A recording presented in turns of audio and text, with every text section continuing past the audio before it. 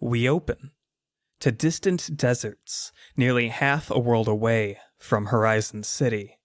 Our opening panels are bright and harsh, depicting endless and expansive sand dunes under an unrelenting clear sky. The intensity of the desert's heat makes everything appear hazy and out of focus, but after panel upon panel of sprawling desert, we can finally make out the smallest detail drawn on the horizon. A humanoid speck. 2. Perhaps a group. Some vehicles. Instead of jumping straight to this point of congregation, our comic brings us along a trail. As we close in, we see signs of a skirmish in the sand, broken rocks, impact points, bloodstains. Finally, the clear marking of a body being dragged, and in following this trail, we are brought to the aforementioned gathering. The crowd we see are travelers and nomads who call this land home, their clothing ragged and worn, their vehicles patchwork and barely running. They are a rough and ragtag bunch. But gathered here, surrounding something or someone, on the ground and out of frame, sorrow and revulsion paint their expressions. A series of panels close in and circle the crowd. Speech bubbles come both from within and out of frame. How could this happen? Who could do something like this? She can't be. And then we see it. At the center of this group, broken and discarded, is the body of a woman caked in sand and blood. Her shoulders are shattered, chest ripped open, ribs broken and discarded at her side, organs spilling haphazardly from the cavity. "This was no animal," says one of the onlookers, "but definitely the work of a beast." Our next panel cuts to elsewhere in the desert, some small cave opening in a nondescript valley. Small noises are drawn from within the darkness of the cave, crunch, squish, slurp. And we follow. The noises continue, lip smacking, chewing, coughing, crunching. There, finally, a shade in the darkness. Our panel shows us a man, or what had at one time been a man, crouching, burying his face in his hands, eating. There's something peculiar on the ground at his side, but we can't make it out, and we need to get closer. Closer.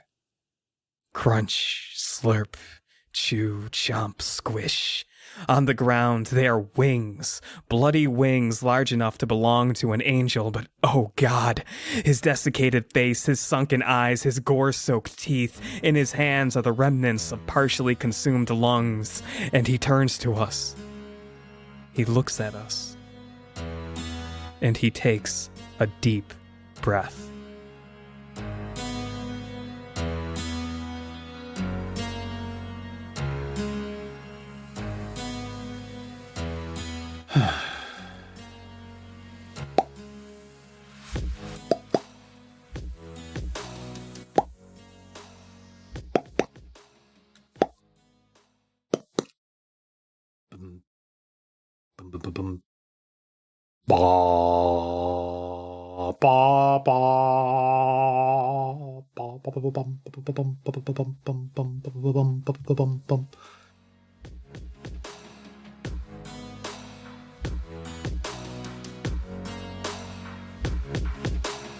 Hello, Internet! Welcome to a Critically Accursed podcast where the plot's made up and the roles don't matter. I'm your host, Mr. Critically Accursed. Get settled in, because we're going to tell you a story. Today joining me is an actual literal snake. Not a snake person, an actual snake. Seth, say hi. I hate you too. I mean, hello! It's so good to be here. We're best friends. Oh man, we get along so well. We totally don't hate each other. Absolutely not. We are the most civil and just, honestly, we hug all the time. You and me. Big hug buddies. I want to keep up with the bit, but I have a really hard time agreeing to this. That's super fair. Yeah, yeah. So Seth, it's been a while since we've played a game of teenage superheroes and got dirty with the hormones. Uh, It's been a day. It's been a day for the both of us. leave the dirty jokes to me. Yeah. No, not actually. No, You do it. It's okay. Yeah. I don't think I want either one of us to do it, to be honest. But you're role playing as my female best friend, who I maybe might want to be my girlfriend one day. So, buddy. Oh, that's right. Yeah. Natalie's dead. Sorry. She's just killed off screen. Oh, yeah. So, Seth, you excited to step into the shoes of creepy, multi-eyed Scott again? Born ready. This character is one I enjoy so much. I'm actually talking to some friends about getting some art commissioned at the moment. Yeah, I feel like artwork's going to hit the podcast across the board sometime in the near future. So before we get into some actually really dope RP today, Seth, how have you been since the last time we gamed? We don't game a lot outside of masks, and we don't even do masks that much these days. So how have you been in general? Wow, life's been weird. You know, I lost the ability to drink energy drinks there for a little while. Oh no! And by a little while, I mean 2 months. It was a rough 2 months. And just this last week, I discovered I can actually have my caffeine again. Sweet. You're back on the candy then, huh? Ooh, yeah. Nice. What's your current energy drink of choice now that you can partake once more? You know, I'm really looking at what's out there now. The landscape changes a lot in just 2 months. Well, I think anyone who's listening to this, if you have energy drink recommendations, the weirder the better, Seth. I will gladly spend $20 to have a novel can of energy drink shipped to me from across the world. But that's it. $20. That's my limit.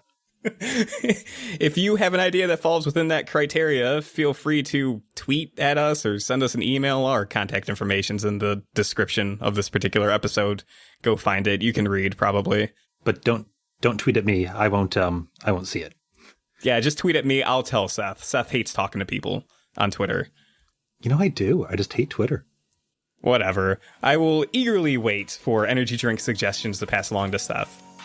While we're waiting, why don't we pretend we're teenagers with superpowers in the future? Huh? Yeah. Cool. Yeah, that's a hobby right there. Let's go, bud.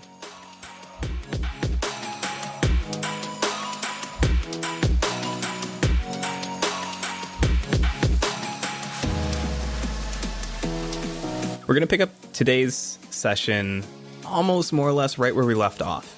And we left off with Seraph visiting his grandfather in the hospital.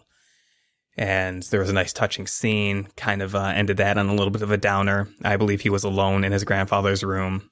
His grandfather was unconscious. What we're going to kind of explore a little bit is Remembrance Day is in the middle of October. The end of October is still Halloween, even in the distant future. And Horizon High is throwing a Halloween dance. Probably not important. Nothing important will probably happen at the Halloween dance, wink wonk. But the long and short of it is there's 2 weeks to kind of figure out what's going on with your character, his headspace, things he's doing, things he's focusing on, considering the fallout from Remembrance Day, which was kind of a big event for, I think, the entire party for a lot of different reasons.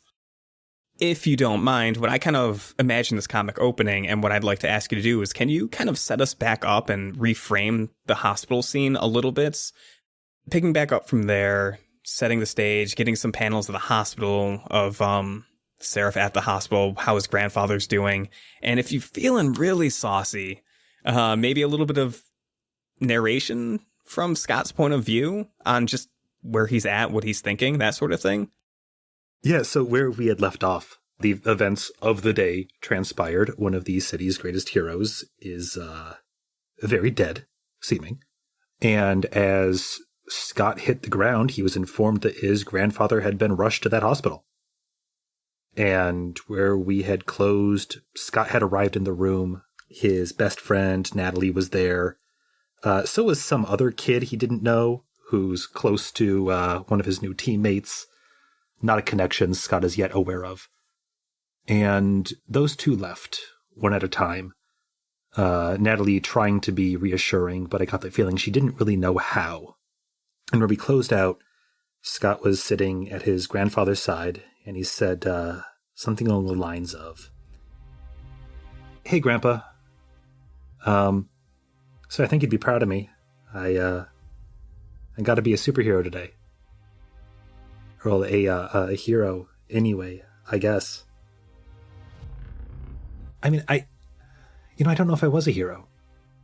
I mean, yeah, I talked some kid with some serious damage out of putting my friend's head in his mouth. I got to the top floor and there was another kid hacking into the mayor's computer. And I guess that's bad to do. He was going to give another kid animal-themed superpowers, which he could then take away later, which I guess is also not great. But, out on the street, you had a heart attack. And then Mr. Miracle, or whatever his name is, was dead, just lying out there. And the stuff I did didn't matter. Not really. No one was actually in danger. Just high schoolers playing games. And I kind of blame you for this. Which isn't fair. You're unconscious. You're hurt. I shouldn't be mad at you, but why'd you keep telling me, oh, you're gonna go places, you're gonna do great things, you want me to teach you how to fight? You never told me go fight crime, be a superhero, but Grandpa, you may as well have. And I wasn't there for you. I was doing something stupid somewhere I didn't need to be. And then I jumped off out of a building, which admittedly wasn't that bright, but I thought maybe this time I could fly because I meant to do great things and go places. And I mean, Natalie wants me to fly, so I can't. I've got these wings. It makes sense, but... And then I saw my first dead body. And that was, honestly, not that bad. Which is weird. I feel like here's a dead guy, some grievous wounds or whatever, blood all over the place, and it didn't faze me, Grandpa. He was just lying there, dead, and I wasn't scared. I wasn't grossed out. Certainly not traumatized. I was just a little bit sad. And Grandpa, I really wish you could tell me if this is normal or not, how I'm feeling. I don't know. And you're asleep, and you won't wake up. And I'm kind of mad at you about that.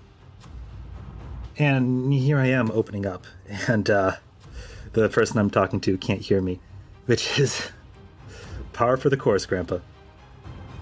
But I feel like I'm sending a lot of bad vibes your way. I'm gonna go. They'll call. I think Mom and Dad are on their way. I should make sure. Sorry for dumping that on you. Get better, Grandpa.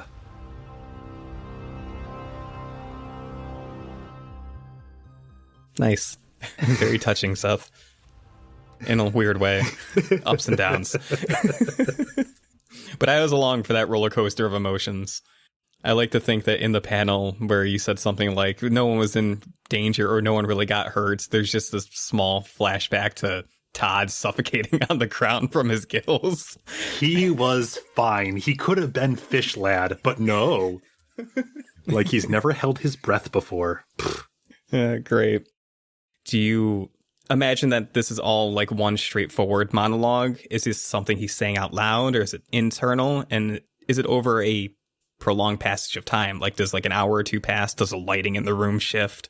No, I see it as one continuous monologue, but if we were to do this as a comic book, I imagine that interspersed are small flashbacks, potentially even incorrect ones, where before there was a scene of malice. Now it seems a little bit more jokey, when Python was there being like, I'm going to put your friend's head in my mouth. It would have been more like that, less, I'm just going to do this thing and it's gross and I'm evil and that's why I'm going to do it. All the same, just thinking back to the day, thinking back to how little any of that mattered outside of that scene with Mr. Miracle's dead body lying in front of his own statue. The shot of Scott without any of his coverings, standing in front of that statue looking very small, blood spurting out on the little steps in front of it. And the close-up of him looking at this bloodied corpse. And, when he talks about not knowing how to feel, probably showing his face without a trace of emotion. And yeah, I don't really see a time lapse happening with it. Were you still looking for like a where his head's at, or do you think that did the job of it?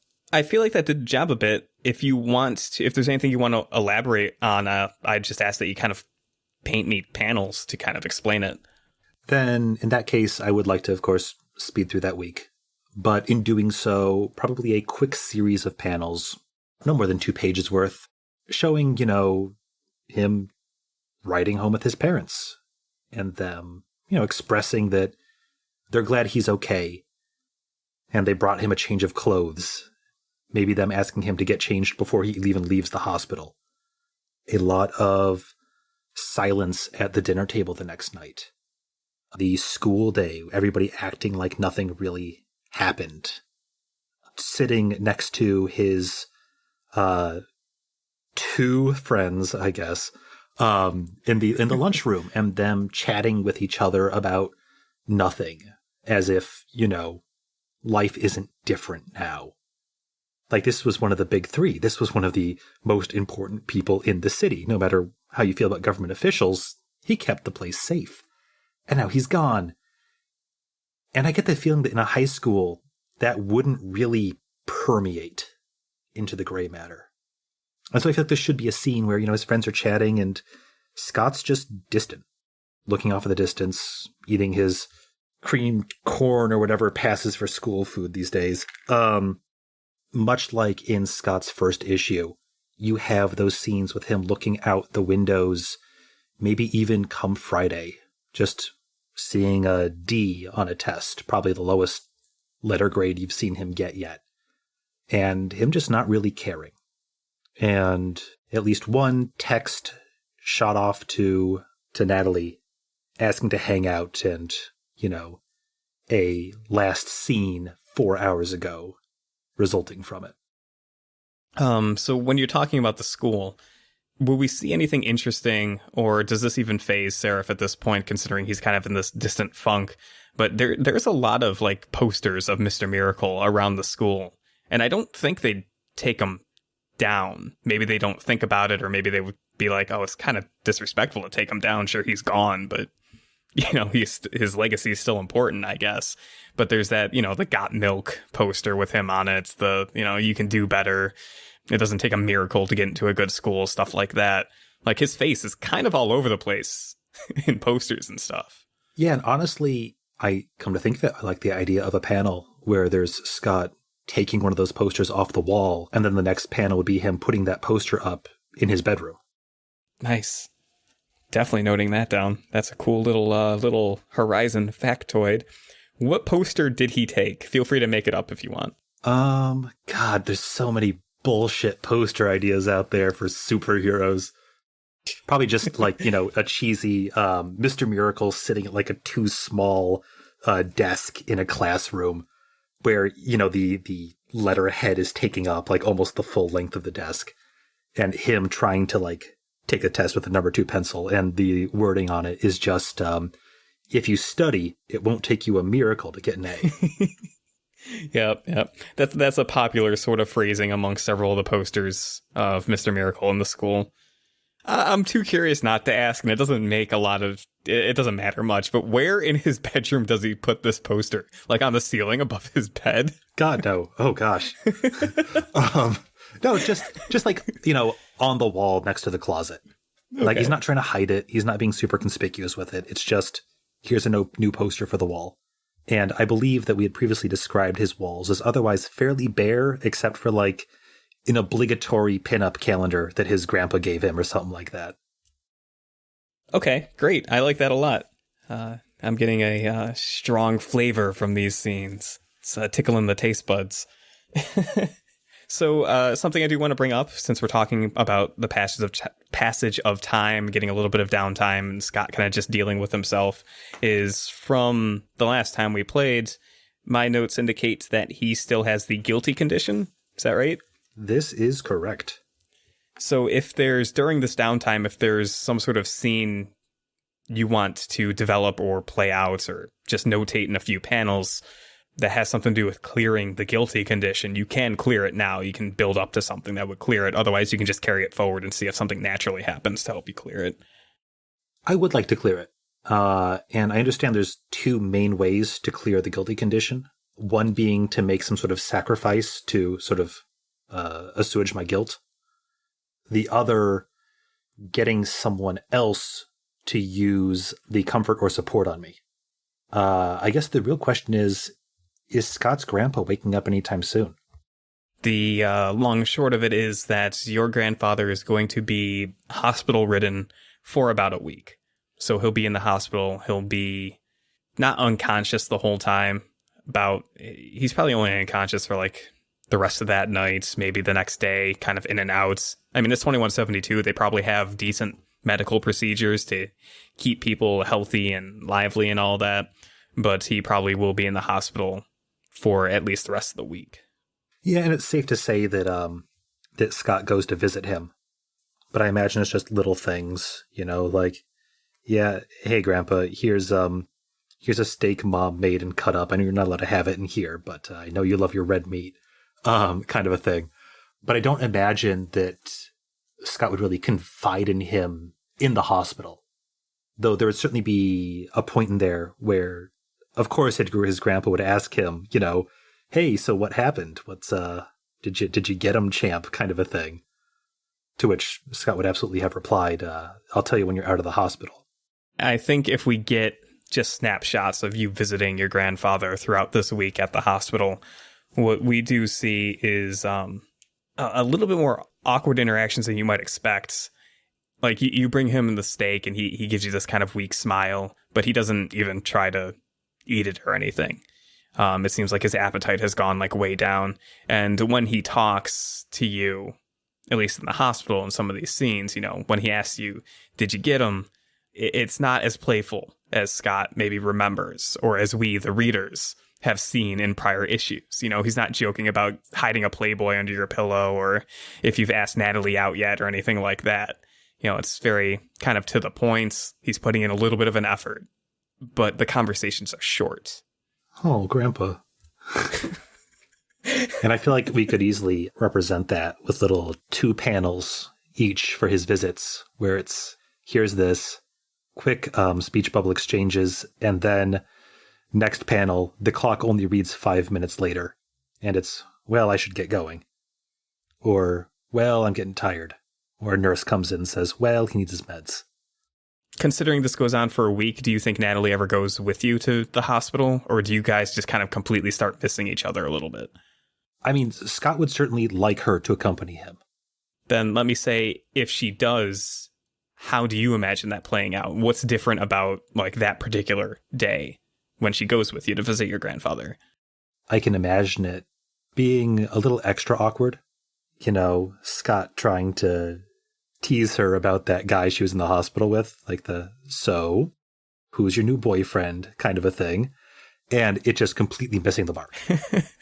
Cool. So we might only get like even 2 panels of like one, he asked that, and then just like them awkwardly looking at each other before maybe like a nurse comes out of your grandfather's room and tells you that you can go in. Yeah. Just even maybe her going in first and him holding back with the big puffed out cheeks, just that poof, boy.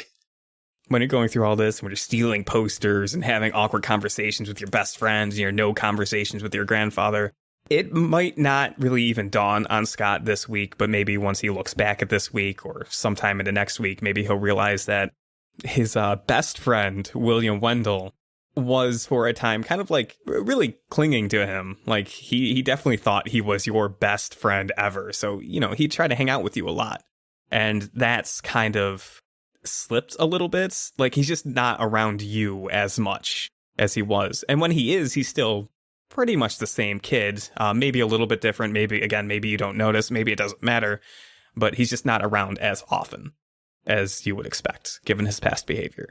That kind of reminds me, I like the idea of like a little timestamp for like Saturday night, him looking at another text that hasn't been returned from Natalie, and then flicking the little imaginary screens in his eyes over to William Wendel and just like sighing, being like, all right, fine. And then shooting Will a text, being like, hey, what you up to? And that also goes unread for a little while. Ooh, there it is. Rock bottom. And that's the end of this first section of the comic book. That's when we flip the page and we talk about your grandfather getting out of the hospital. When you said that's rock bottom, is that like a thought bubble when like Scott wakes up the next day and sees that William must have missed his text or something? Oh yeah, next day, like he just grabs his phone, looks at it, even like left on red, like last seen 8 hours ago, just not responded to. Just him like looking at it, looking at himself in the mirror and just, yep, that's rock bottom. Here we are. And then when he leaves the room, we just get the one panel of that Mr. Miracle poster that's on his wall. Probably starting to sag in the corner. Yeah, totally. So a week passes, and it's kind of a shitty week. But at the tail end of the week, it's like, your parents talk about it at the dinner table, and they're very, has been kind of established, blasé and casual about nearly everything in a very weird way. So there's casual dinner conversation of like your mom saying, oh, yeah, we heard from the hospital, your grandfather's doing better. He's going to come stay with us for a while because he can't really walk anymore. And they just kind of just casually say this stuff in between bites of dinner. He can't walk anymore? Your dad like finishes chewing the steak that he's eating and he says, yeah, he's having some trouble walking. They think with a little bit of therapy, physical therapy, he'll get better. But for now, they told him to just take it easy. So they're going to give him a nice wheelchair, which I'm sure Dad is just super excited about. So he'll get better. That's what they say. And he takes another bite. Okay. And then one panel of you guys all quietly eating. Yep. Scott's family's so fucking weird. I love it. Then at the end of the week, your parents will go pick up your grandfather and bring him home. And by then, I imagine that your dad probably brought some of his stuff over, like pack into a guest bedroom or something like that. And true to your parents' words, he has a nice future wheelchair. It's electric. It's very fancy. It can probably even just roll upstairs. God, that's cool. I think if we can paint it like your dad went to pick up your grandfather, maybe this is happening, like towards the tail end of the school day. So you'll get home and then he'll get home with your grandfather. We get panels and maybe even from Scott's perspective, see your dad park the car or the car park itself, whatever we're swinging with, and getting out and just like setting up the fancy future wheelchair and helping your grandfather out of the car. And your grandfather looks thinner than he usually is, and he's kind of slumped. And, he's just looking down at the ground as your father's carrying him out of the car and getting him situated into the wheelchair, like guiding him to the front door.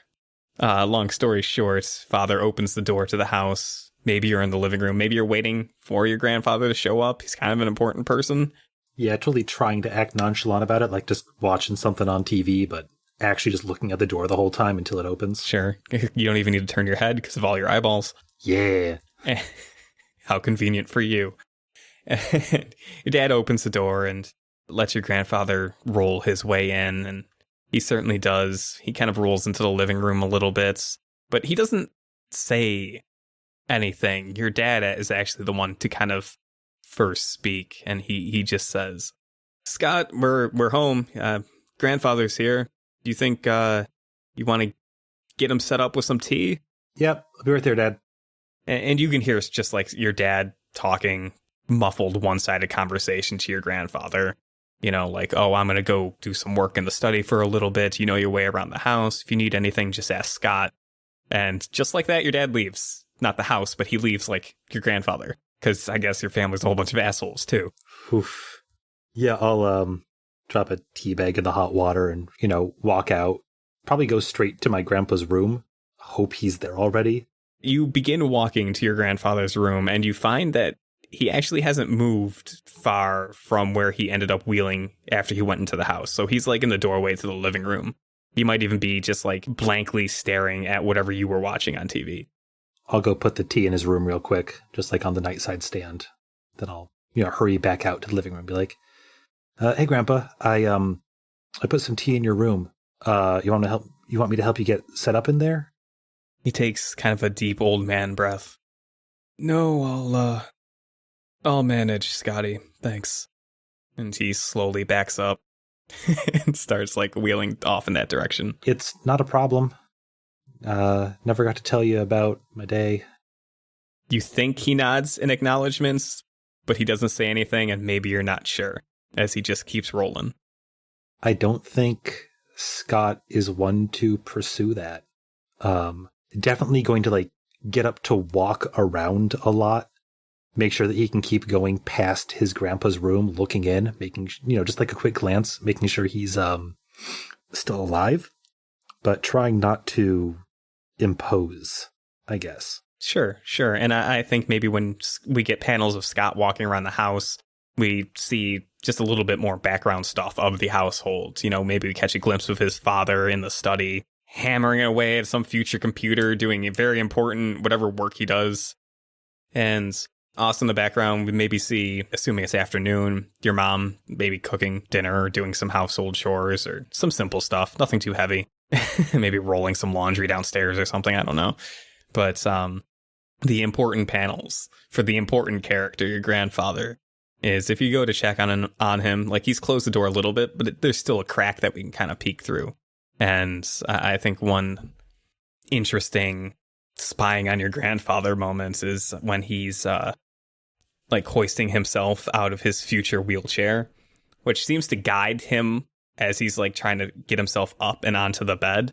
And it's just a slow process. It cuts across like 3 panels of this old man just slowly moving from a future wheelchair to a future bed.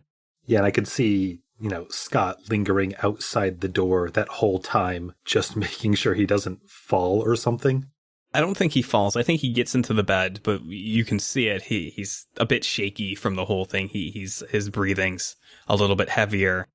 Once he's in bed, he like reaches over for that tea that you brought him some time ago, and he picks up the mug, and his hand's just wobbly, and he brings it over, but ends up like spilling it onto himself.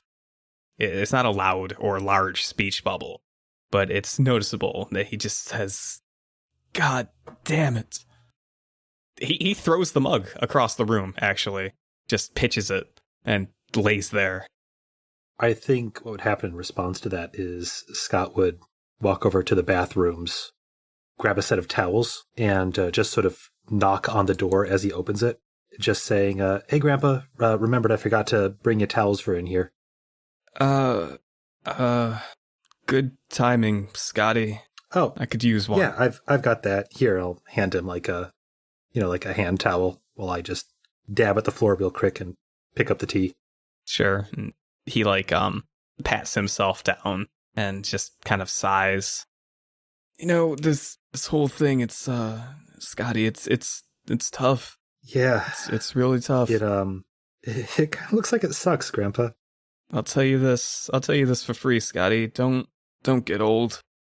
And he forces a feeble old man chuckle. Like he's definitely just trying really hard to make a funny or to get you or himself laughing. Yeah, and I'll give a strained smile and say, I don't even know if I can, actually. So, finger guns. His grin slowly fades, but he nods slightly. Grandpa, this is going to sound weird coming from me. It's okay to ask for help with things.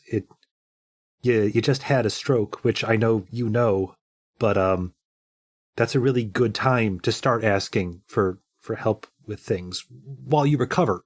'Cause Dad said you were gonna, get better with physical therapy and medicine and stuff like that. I've done things on my own my whole life, Scotty. If I need therapy, then helping myself around's probably a good way to start. Yeah, no, I mean, you can always ask for a little boost, You know, you don't ask someone who broke their leg to not get a cast. It's just a weird metaphor, but I think you get the idea. He looks at you in one pair of your eyeballs. I mean, at home, like, Scott is still fully clad in hoodies and bundled. Okay, so then definitely your regular human eyeballs. Yeah. I think that if you're cool with it, I'd like to ask you to make a roll tonight. Rolling dice? Oh my goodness. I know, it's weird. Let me get those out. Scott's trying real hard to make his poor old grandfather feel a bit better. Sure, it's a little bit awkward, but essentially your grandfather's feeling quite defeated, and it seems to me like you are trying to be a support system to offer some comfort to this old man. Unless I'm completely misreading the room and you'd like to directly engage your grandfather. Comfort sounds good. Yeah, okay. If you can roll me 2d6 and add mundane for a comfort or support roll. What is my... Oh, right. I'm not mundane at all. Okay, so 7 minus 1 is 6. I have good news and bad news, Seth. Is the good news I get to mark potential? Yes, the good news is you get to mark potential. The bad news is you totally fail. So, like, your grandfather kind of clams up a little bit. He has a hard time following up on that part of the conversation.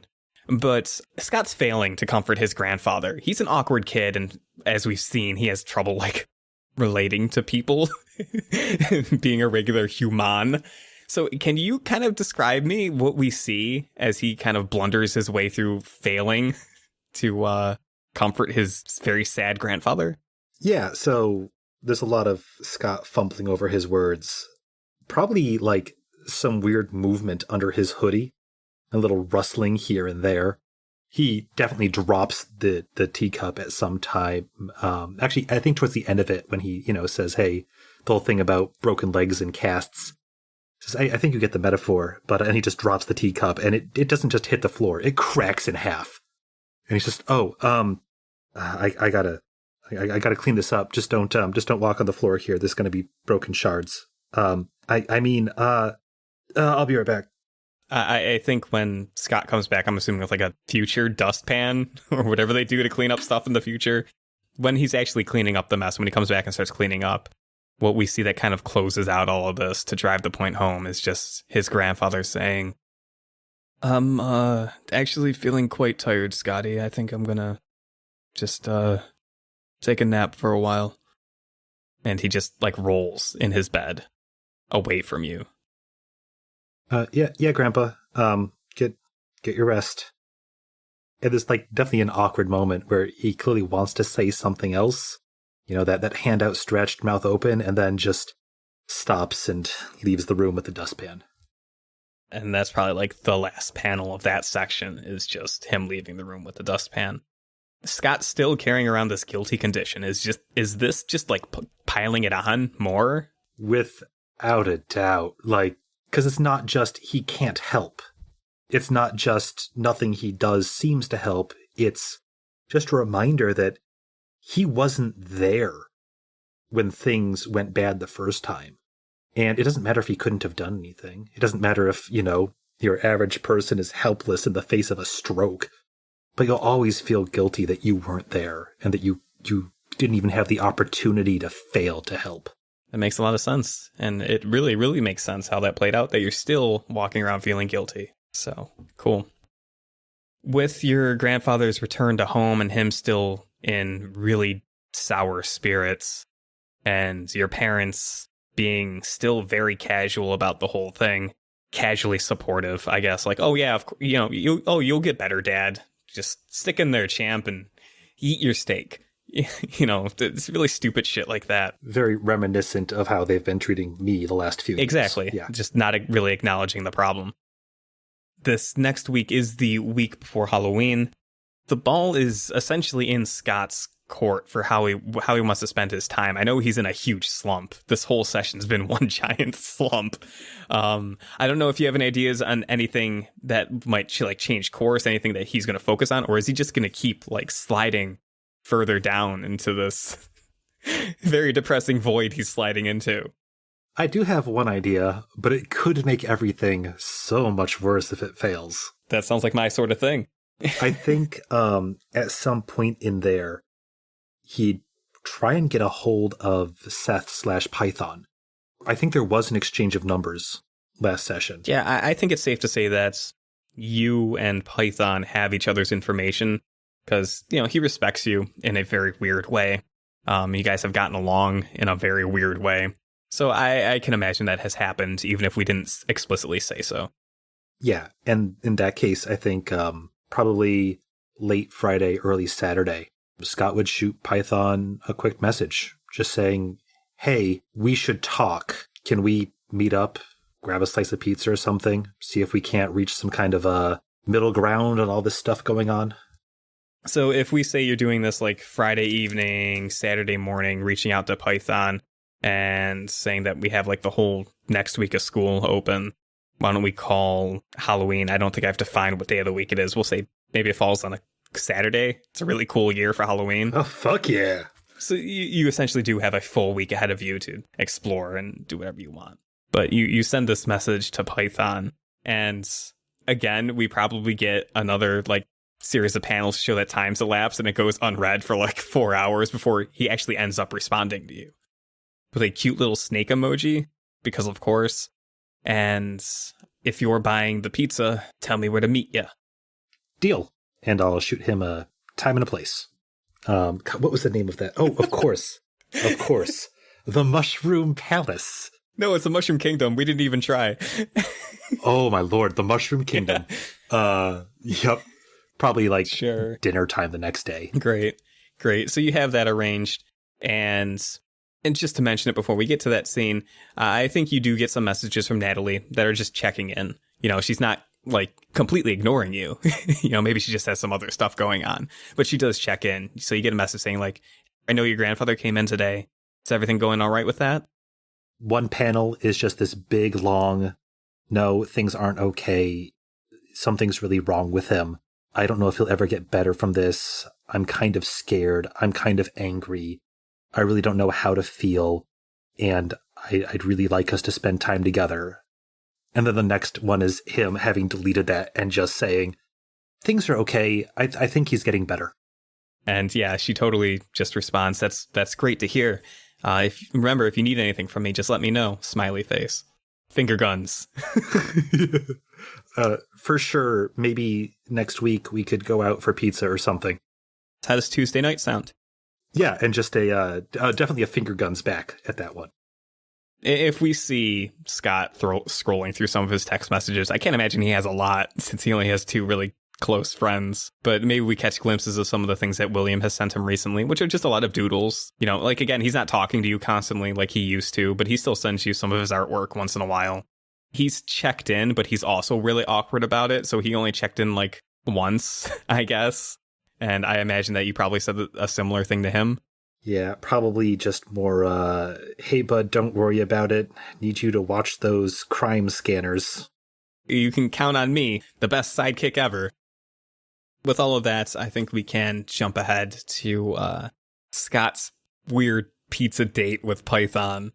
He just showing up at the Mushroom Kingdom at like 5 o'clock in the afternoon on Sunday. Yeah, showing up at the Mushroom Kingdom probably half an hour early, shooting Python a quick text being like, what do you want on the pizza? Oh, he says everything. Gotcha. In order to get a pizza with not actually everything, but probably like mushrooms, anchovies, onions, and broccoli. And say, that sounds weird enough. I think this will be fine. Do you know how expensive an everything pizza would be? Yes. Smart move. Yeah. It's like $40. Yeah. You go in and there's some teenage, he might be like 18 with like slick black hair, like a Mushroom Kingdom apron on, standing behind the counter. Very hairy guy. And he says, yo, that's almost an everything pizza. Luigi will hook you up. Don't you worry, finger guns. And he charges you up, but we'll get you sorted out just fine. Did he call me finger guns, or did he just say the words finger guns instead of doing finger guns? He definitely did finger guns, but he also definitely said finger guns out loud. Why do I come here? He says, because we're the best pizza joints around. Yeah, no, you're right. You're the only ones who really do fresh handmade pizza.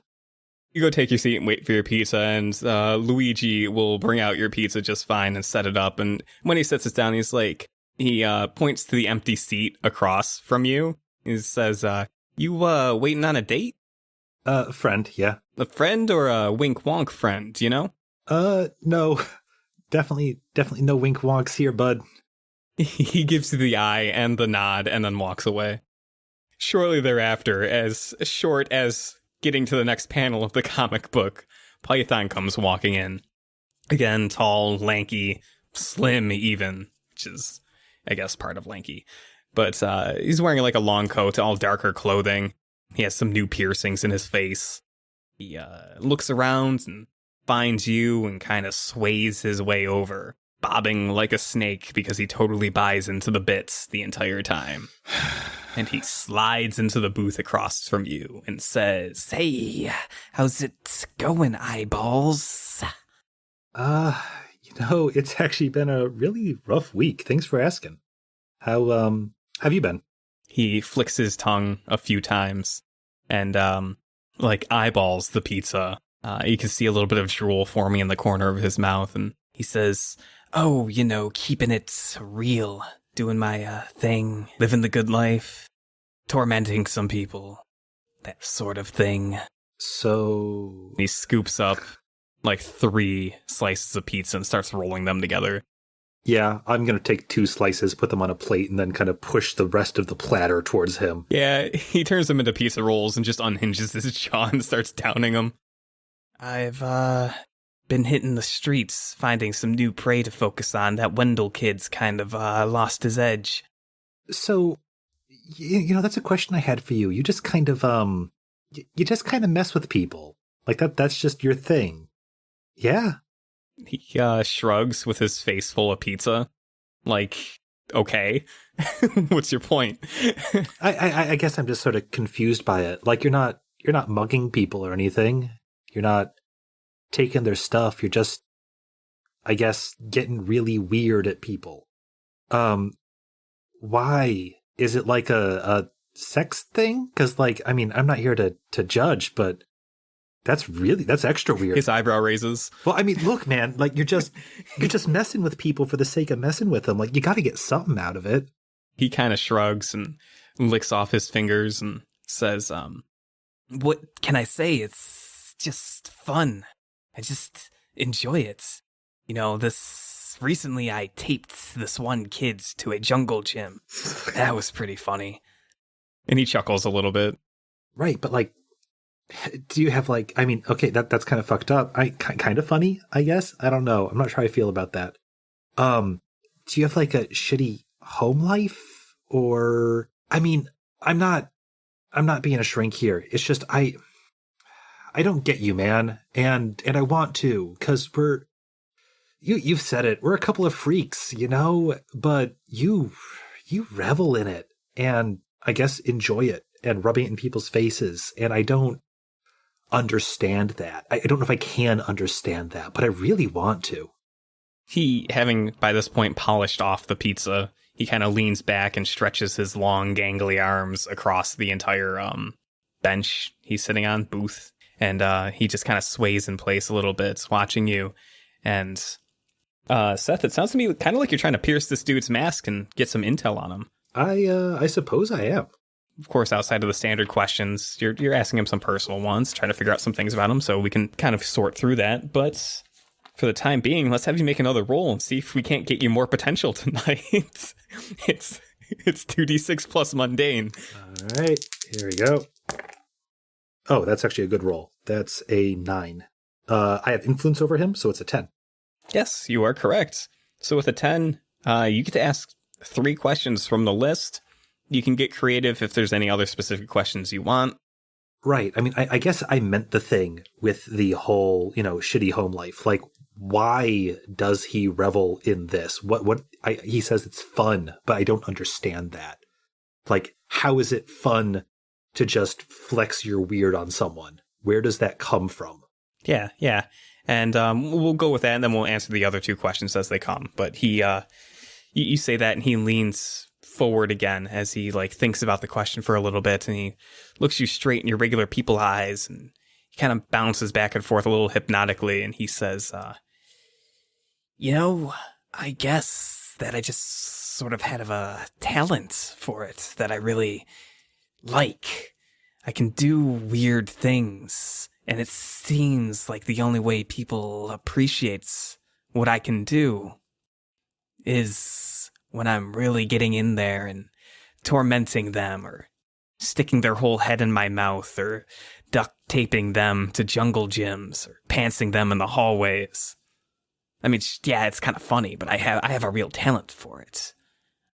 So it's not just that you are looking for attention, attention anywhere, blah, blah, blah, negative attention, blah, blah, blah, positive attention, blah, blah, blah, shrink bullshit.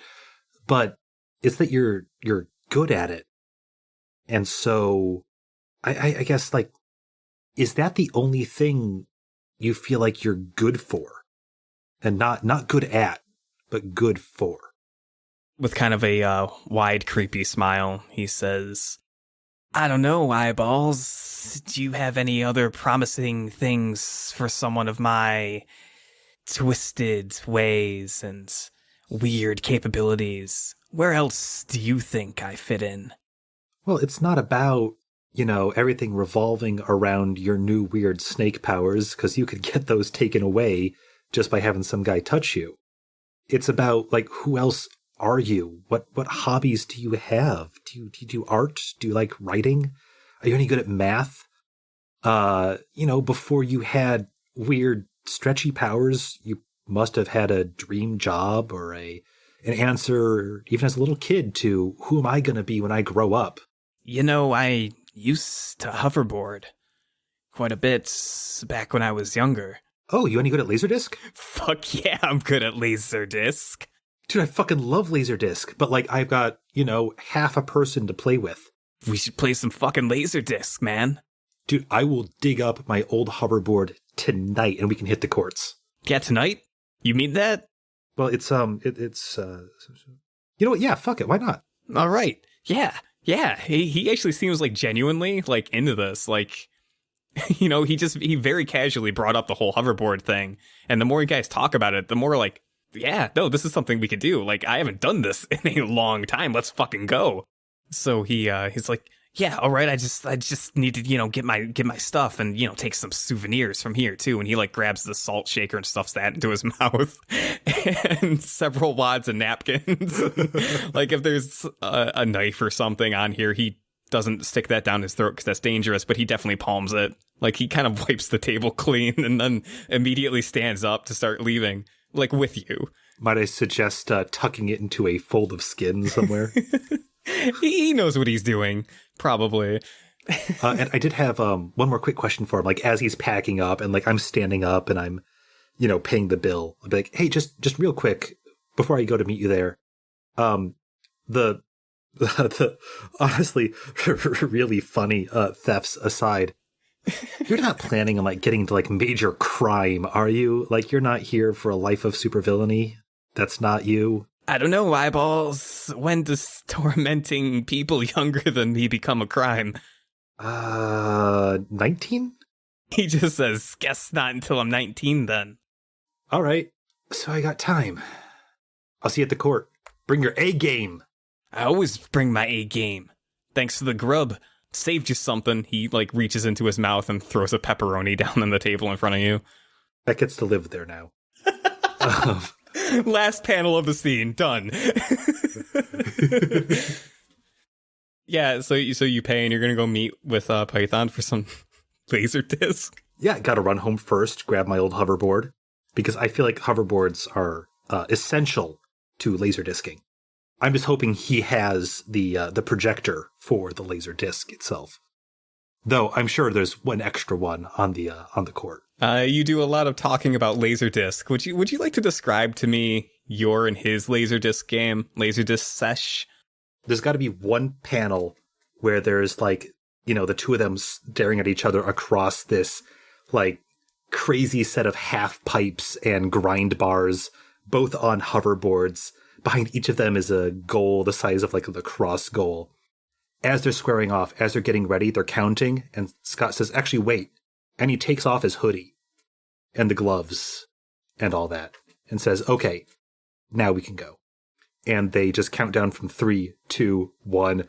And like the whole area is covered in this grid-line field, a laser disc, like a disc made of laser, just starts spinning in the middle. And they just narrow eyes at each other. And then the next panel is them leaving the court and just being like, hey, that was a good match. There we go. Yeah, you're not bad. Perfect. You're both like super sweaty and stuff. Maybe bruised even. Oh, yeah. You already have influence over Python. The weird question I want to ask you kind of at this point is... Yes, I will give Python influence over me as well. Cool. Saw where you were going with that one. Nice. Making real good connections. Going ahead to Tuesday, we go through the school day as per usual. And as you're going to lunch, you know, you're going to meet up with Natalie and William, because you guys do still spend lunch together. Fucking William's not going to find another seat in the cafeteria, that's for damn sure. I want to set the beginnings of this scene with maybe you meeting Natalie at her locker, if that's cool. If that sounds like that's legit. Absolutely. Got to swing by so we can walk to lunch together. Hell yeah. So she's at her fancy future locker and you come swaggering over. And I don't imagine you two have talked face to face in like 4 or 5 since Friday at the very least. Do you just like creepily walk over? Do you introduce yourself? Do you think she sees you first? I'm just a giant bundle of clothing, so I can't imagine she misses me coming unless she's super preoccupied by something. I'll do that cool kid thing where I cross my arms and sort of lean against the locker next to her and just be like, sup?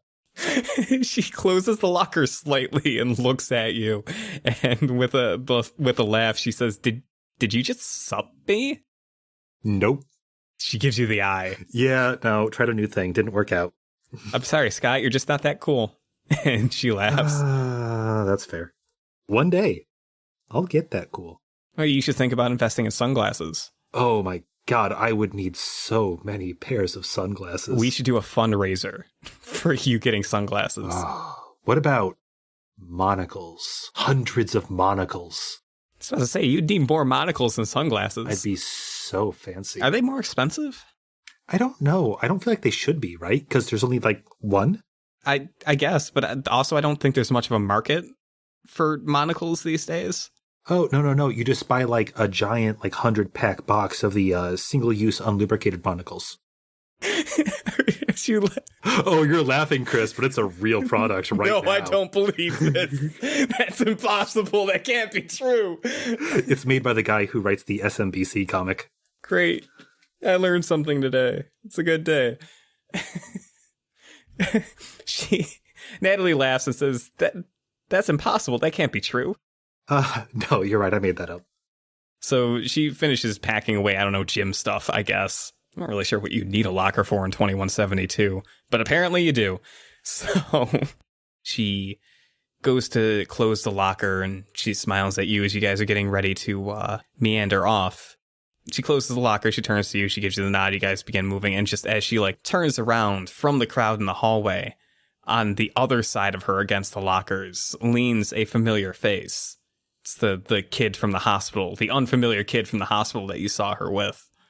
Yeah, kind of a bigger sort of kid. I think he has shorter hair. I don't remember what color off the top of my head, but it's for those of you reading at home, this is Recharge's good friend Greg.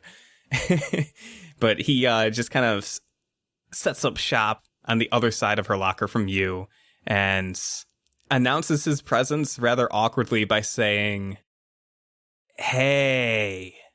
Ugh. As she like, yeah, it's rough. And she just as she turns to face him, and I think just as she turns to face him, he sees over her shoulder. I guess he must have missed you somehow, or he wasn't paying attention. But it's at that point he notices you're there, and he like looks at you, and then looks at her, and then looks back at you. Hey, hey, oh, hey, you guys, hey, oh, you guys, hey, Natalie and Scott. Yeah, Scott, hey. Hi. Actually, you I were the one who helped my grandpa out, and I never got a chance to say thank you for that.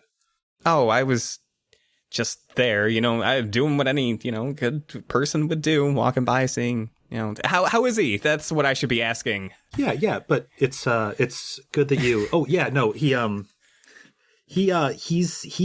recovering. It was a big stroke, but it's going to take time. But the doctors are optimistic. My family's super optimistic about it. Oh, well, that's good. Good vibes, right? That's what they say. Yeah, no. But I just, I thank you though. Seriously, that was yeah. Well, here's more good vibes, and he just kind of makes this weird, like he's throwing something at you gesture. Holy, okay, so it's an awkward off, isn't it, Chris? Dude, it's all right. So rough. And Natalie's in the middle of go. you two fucks, and she's just looking back and forth as you guys are talking through her, essentially. Chris, I will mimic catching those good vibes. And it's probably at that point that he like looks down at what he's doing and then looks up at you, and it just like slowly stops and mutters something to himself and clears his throat. Just like, yes. Well, that's good. Hey, Natalie. I hope this is weird. Anyways, and he just like, he keeps trying to talk to her, but he keeps glancing over at you. Yeah, I got this one. I'll look at him and be like, Natalie, he wants to know if you'll go to the Halloween dance with him, which I think would be a great idea. He just like, no, yeah. And he just like looks down. And she has been like holding in laughter from the both of you this entire time. And she says, you two are some of the most awkward people I have ever met. And I know William Wendel. So that's saying a lot. Ooh, God, that cuts deep, Nat. That cuts deep. She just looks at you, Scott, and says, clean it up. And she snaps her fingers before turning her attention back to Greg, who's also trying to recover from that savagery. She says, is that what you were trying to ask me? He says, in a roundabout way, I was actually going to see, like, yes, that is what I was going to ask, but I was also going to see, like, hey, do you want to, like, go grab costumes after school today? Because that sounds like a thing that people like us, people who hang out should do, and his face is just beet red. Like he's having a hard go at this. I've got to lean into this one. Yeah, I'm not even going to give Natalie a chance to respond. I'll be the, Nat, do you have a date? She face palms. He turns away. He does that thing where he like turns away and probably says something to himself and then immediately turns back to the conversation. She looks at you, Scott, and then she kind of rolls her eyes and looks back to Greg and says, I have plans after school tonight. And she kind of just points at you and says, pizza, very, very important pizza plans. And Greg looks at you, Scott, and then he looks back at her and he says, yeah, totally. No, we can like just buy our costumes on our own. Like if you're there and I'm there, we'll see each other and I'll see you, Scott, and you'll see me. That's not, never mind. Listen, I'll just like, and he just starts slowly backing away, very slowly, like doing finger guns like I'm doing in real life because I guess I can't stop tonight. And he's just like, I'll see you around at the Halloween dance that I asked you to go with to me. Whew. As he retreats, I'm just going to be calling out, you guys should get couple costumes. I'll just go as like a third wheel or something. He laughs awkwardly and leaves hurriedly. She shakes her head and looks at you, Scott, and says, very awkward, but some nice plays, sure. He tried to out-awkward me. I really had to protect the territory. I thought you'd understand. Sorry if I was too awkward. I can't stop myself sometimes. No, it's okay. It was only 50% your fault. 50% him. Hey, you were the Helen of Troy of that awkwardness. The face that launched 1,000 puns. She thinks about it for a second and then says, I think I could get used to that. Do you think if I bat my eyelashes, you two will fight over me? Ha, be careful what you wish for. She laughs and like gestures like, oh, you're so funny. That's hilarious. Haha, because I'm totally nonviolent, of course. I don't hurt people. Is that what? Flashback to the crack of that man's rib. Poor Splice. You guys will go to have lunch, and William will... Yeah, let's do a William's not there, which is probably not a bad sign at all. Oh, no. Yeah, I mean, we'd show up at the table and be like, hey, where's Will? Normally he's on his, like, second plate by now. Natalie says, oh, I forgot to mention, and maybe he didn't tell you, but he texted me this morning saying he wasn't feeling good. Oh, I just didn't get the text. It's cool. Oh, maybe he just fell asleep or something. I'm sure. No, sorry. That wasn't meant to be, like, weirdly self-pitying. I mean, it's actually cool. I don't need to be, apprised his, well, it's not cool that he's feeling sick. That's No, that's not cool cool at all, Scott. Of course. That's bad. That's bad even. That's, she smiles. I want to swing by with, like, a care package, Twinkies or something. I don't know. Lime Jello?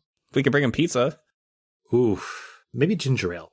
Pizza and ginger ale. Oh, yeah. No, that's fair, because the ginger ale will counteract the pizza. Yeah, no. Okay. All right. Since I'm not going costume shopping with awkward Greg tonight, new plan is post-pizza, we bring pizza to a sick William Wendel and maybe catch him not actually sick. Oh. Maybe he's just playing hooky. Oh, or maybe he looked up Splice again and he's going to go get his own superpowers. What sort of animal do you think Slice would make William Wendel? Walrus. Do you think so? No question. It's weird. I always kind of weirdly pictured him becoming a bear. Not like a panda does he bear. Swing that? Oh, okay. I ain't judging. I just, never got that vibe. He's kind of big and cuddly and a little dumb. There's a pun to be made about his future sex life here that I'm just going to leave well alone. You need say no more, Scott. I'm picking up what you're putting down. And it is humorous. She takes a swig of her milk. Good. Quite. Cheers. She'll hold up her milk carton. I will clink that glass with my own milk carton saying pip pip and tally ho. Great. And she forms like a little monocle with her free hand over her one eye. Reach into my pocket, pull out a single-use unlubricated monocle. She says, so they are true. Yeah, they are. They're from like 100 years ago, but they're great. I hear they never go bad. And I feel like the tail end of this conversation is just each panel pulls further and further away, and the speech bubbles get a little bit smaller as you guys just fall into this ridiculous conversation. Yeah, we have that nice lunch scene, and I think for both Scott and the readers, it's a lot of return to form for, his companionship with Natalie. Even overcoming the oddness of someone approaching Natalie to ask her out. Since we kind of did that back and forth, Natalie, already, how do you picture the pizza thing going later that day?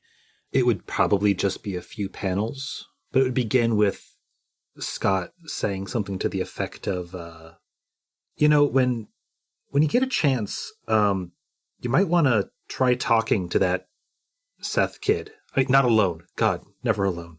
I think he's kind of an okay dude. I think he's just got some issues he has to work through, Are you at the Mushroom Kingdom again? Absolutely. Perfect. Luigi serves you up with another pizza. and he gives you a knowing wink now seeing you sitting across from a girl. And he wanders off, and you can see, I think when you ask that, we see on the other side of the table Natalie, who is definitely like paying attention to you, but she's also like paying attention to, I don't think she uses the VR context, so she probably has like a small tablet or a phone or something that she's also kind of toying with during this conversation. But she says, Python? The gangly snake guy who can unhinge his jaw? Yeah, he's really stretchy in general, but his name's Seth, and turns out he's really good at Laserdisc. Really? Not better than me, but like he's pretty good. Huh. Really? Yeah, and man, he's messed up, but like I don't think he's a bad dude. I just I feel like he can't get out of his own way when it comes to figuring out what it is he wants to do with like his life. She, as you're saying that, she kind of like laughs a little bit at something she's looking at on her phone while she's engaged in this conversation. And she flips the phone around to show you what she's looking at. And it's a selfie of that kid, Greg, that she was talking to earlier, like in a costume store. But he's wearing this like poofy pink teddy bear costume. Now, him, on the other hand, I don't trust him. How could you not trust him? Look, he's in a poofy pink teddy bear costume. A wolf in sheep's clothing, if ever there was one. She keeps like looking at her phone, but then she'll follow up by saying, well, if he's good at Laserdisc, maybe you could think about like forming a team or something. Actually, yeah, I was considering it. I guess I kind of wanted your feedback on it. Like, I mean, you and I haven't really talked about anything serious in a while. But yeah, I like, if you don't think it would be a bad idea. She laughs again, and this time shows you a picture of Greg in a future slutty Tinkerbell outfit. Yep, definitely a wolf in sheep's clothing there. It doesn't even fit right. I think he needs a size larger. Yeah, wow. It sure does demand attention. I'm going to give that one a thumbs up and see if he shows up with it. Anyway, we should probably... But yeah, what you were saying? We should probably get some of this pizza over to Will. He can't go more than 3 days without pizza. It's bad for his health. Yeah, if anything, if he's really sick, maybe it'll make him feel better before he throws it all up. That's terrible. She smiles and flags down Luigi for some to-go boxes and says, if it's a stomach thing, maybe throwing up's the best way to get it out of his system. I've heard that, and it may be worth the science. Well, a science we shall do. And she puts her phone away to pack up pizza. Well then, doctor? With a smile, she'll stand up and help you up, or vice versa. And she will just nod to say, doctor. And we will take the pizza and go. The two of you leave the Mushroom Kingdom behind and venture off to the house of one William Wendel, taking free, awesome public transport as you do, because why wouldn't you, I guess? Arriving there, you find William Wendel's standard, simple abodes in the middle of a nice suburban neighborhood. The lights are on in the house, pretty much all downstairs, and maybe one or two lights from what you can see from the street upstairs. And you guys have probably been to his house before. You know his bedroom is rear facing.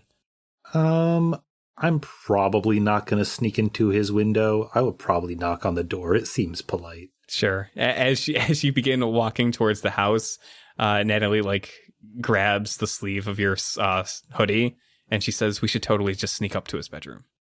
One of us was going to say it, weren't we? Do you want to try flying up? Can you do that yet? No, I can't generate sufficient lift, Natalie. What if I give you a boost? No, we're not. I can't fly. Okay, Natalie, we'll talk about this later. Okay, fine. Can we at least throw stuff at his window to get his attention? We could just knock on the door. It's not that late. Sure, but I mean, if you want to be lame. You're right. No, we're only teenagers once. Are you going to go throw stuff at his window? Yeah. Nice. Great. Just gotta rein in the super strength a little bit there. Yeah. Try not to go too hard. You can head around back and you'll see his window to his bedroom. There's not a strong light coming from it. It seems like a curtain's been drawn over it, but you do see a weird golden light emanating from his bedroom. It's not regular light bulbs. There's a golden sheen to it. That's kind of muted by the curtain, but it's definitely strange and it stands out. Think he's watching a movie? Natalie shrugs and pitches a small pebble at his window. God, please don't be watching porn. I'll also pitch a pebble. If he's watching porn, I'm glad that we're throwing rocks and not climbing up. But we weren't going to do... Oh my God. Or better yet, I'm glad we weren't flying up. That'd be embarrassing. She throws another pebble. I'll get there.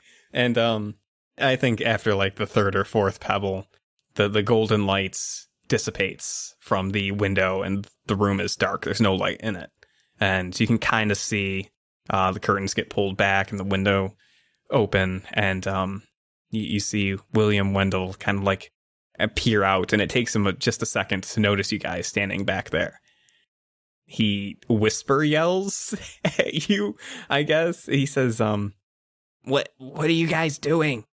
We brought you pizza and ginger ale. Why didn't you go through the front door? Because this is cool or something. I don't know. What was that light? This is so much cooler. We're teenagers. This is what we do, William. He's like, you could have scratched the glass. Or cracked it. William, do you want the pizza or not? I want the pizza. Hold on.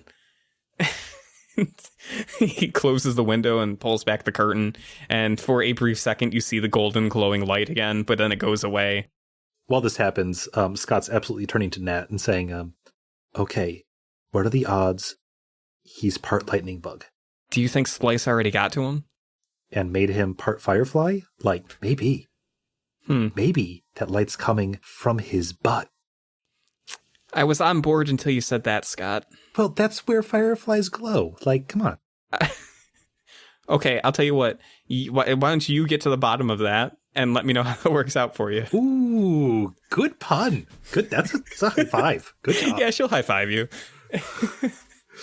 And I think as you two high five, she just kind of looks at it for you a moment. And, she's genuinely laughing. And she says, why does it feel like so long since we've done something like this? I'm having a great night. And it's at that point William comes to the backyard. As he does, like, oh, there he is. Yo, answer to the question. Come on over here. William comes waddle running over. And he's wearing basically pajama clothing. His pajamas have a superhero on it. Is it Mr. Miracle? God, it's Mr. Miracle, isn't it? He has Mr. Miracle pajamas. Too soon, bud. Too soon. It's like they're the only clean ones I have. Here's your pizza. What's up with that light in your room? What light? It's all shimmery. I don't know what you're talking about. Thanks for the pizza, though. Oh, no. William, what'd you do?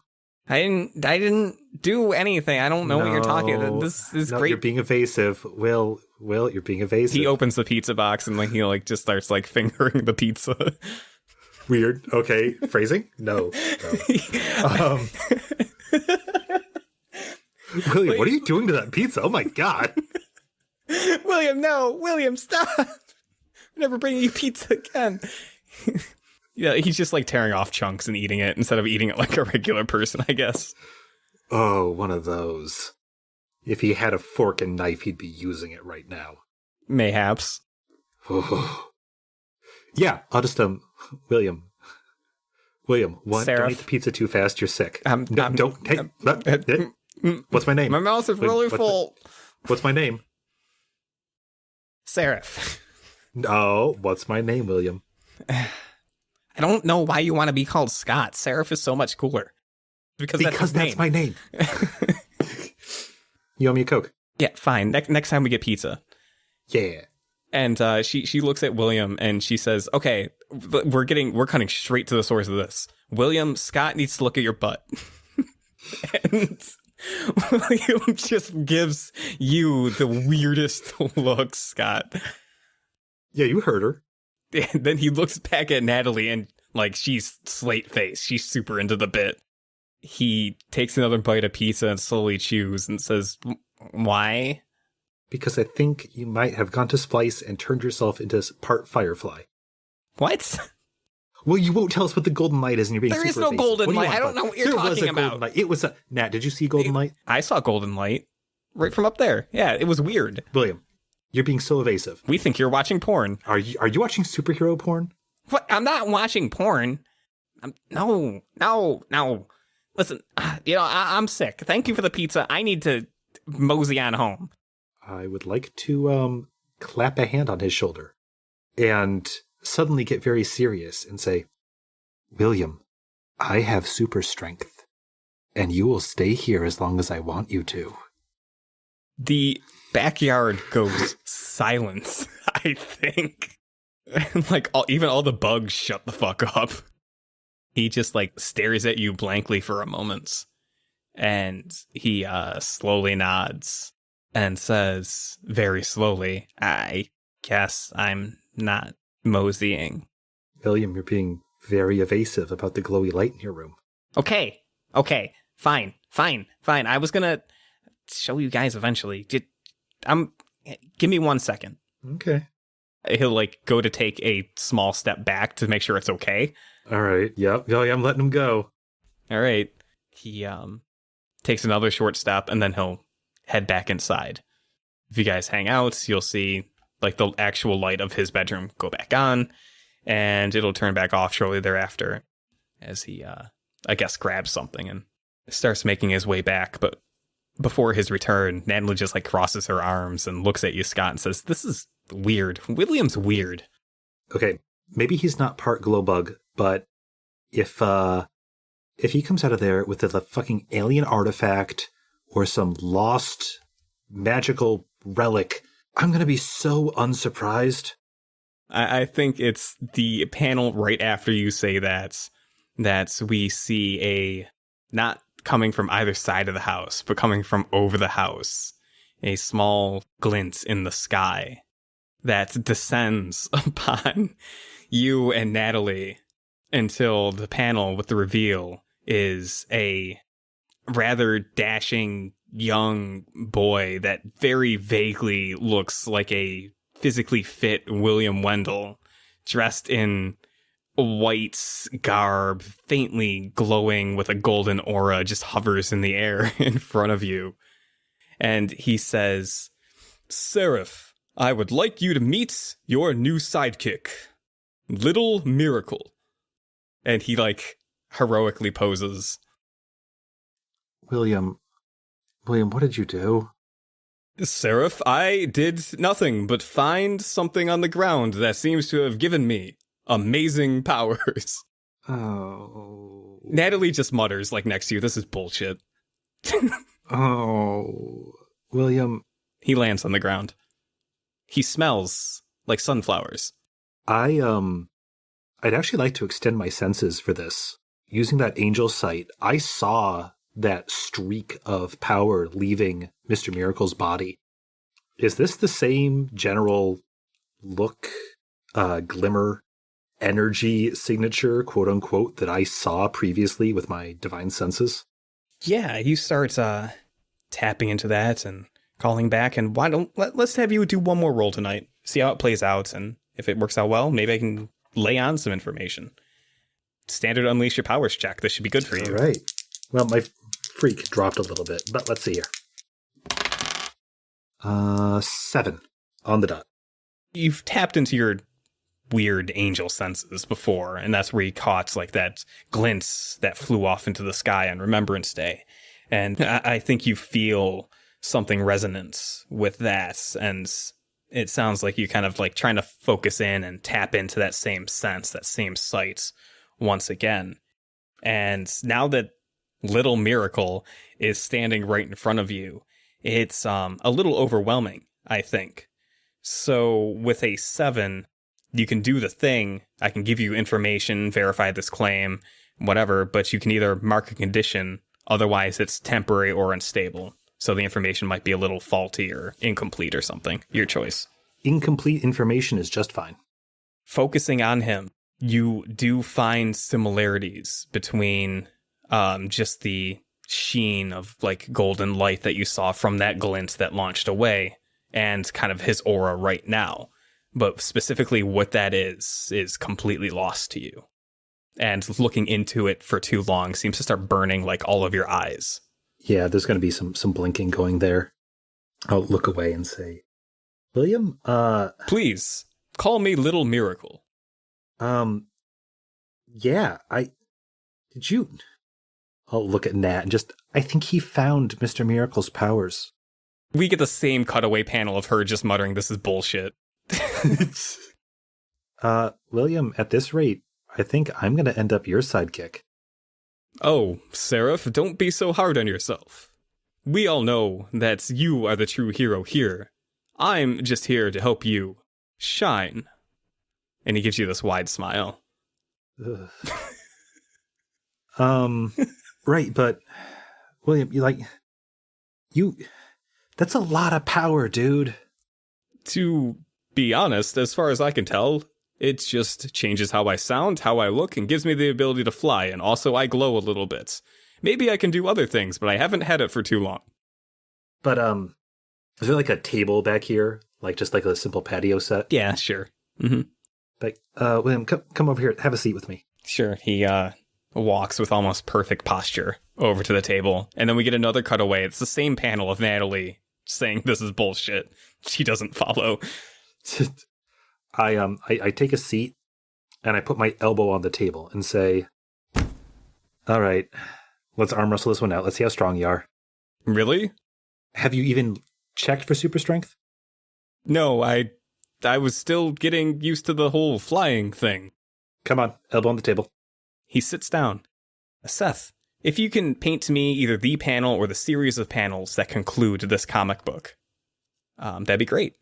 I like the idea that the final panels are Seraph actually like taking his glove off, rolling up his sleeve, saying 3, as William's arm finally meets his and they like clasp hands.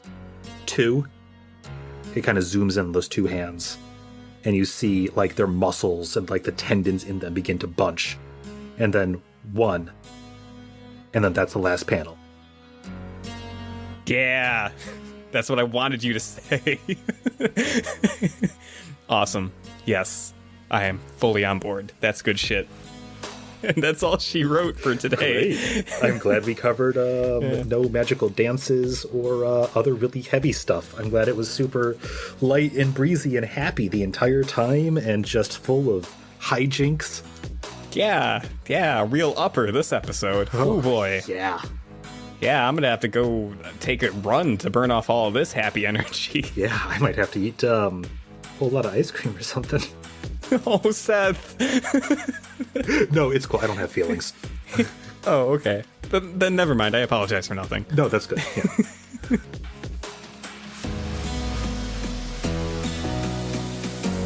Would you prefer narration or a bit of a monologue? It's in your court. Whatever gets good. you going tonight, Seth. I mean, no dirty jokes here, my friend. Oh no. Seth, hands.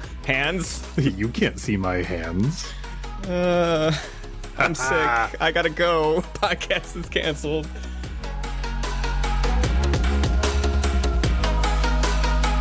Hello, Internet. This is Mr. Critically Accursed popping in at the end of the issue to say thank you for listening to Volume 2, Issue 3 of Horizon, a podcast of heroes and hormones.